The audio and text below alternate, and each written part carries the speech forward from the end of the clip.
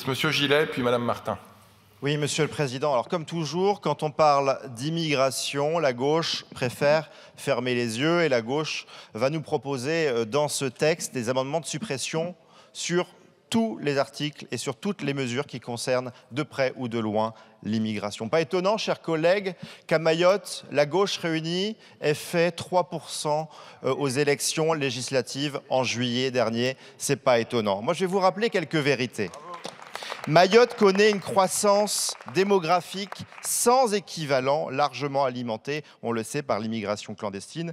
Cette situation, d'ailleurs, sature l'ensemble des services publics de l'île. Le taux de pauvreté à Mayotte dépasse 70%, en grande partie à cause d'une population étrangère en situation irrégulière, vivant dans des conditions précaires, ce qui génère d'ailleurs épidémies, insalubrité, etc.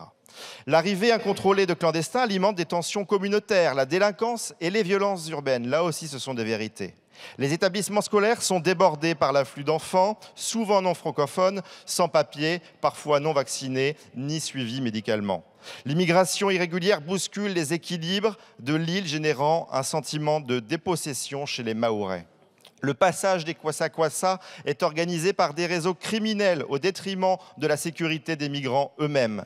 La pression démographique alimente une urbanisation sauvage, des bidonvilles poussent un peu partout, la déforestation et une pollution massive mettant en péril l'écosystème fragile de l'île. La population réclame depuis des années un sursaut de l'État pour faire face à ce défi. Voilà, Mayotte n'est pas un territoire à oublier, chers collègues de gauche. Mayotte subit une immigration, une submersion migratoire, une immigration de masse. Il faut l'entendre et il faut accepter de regarder en face le problème.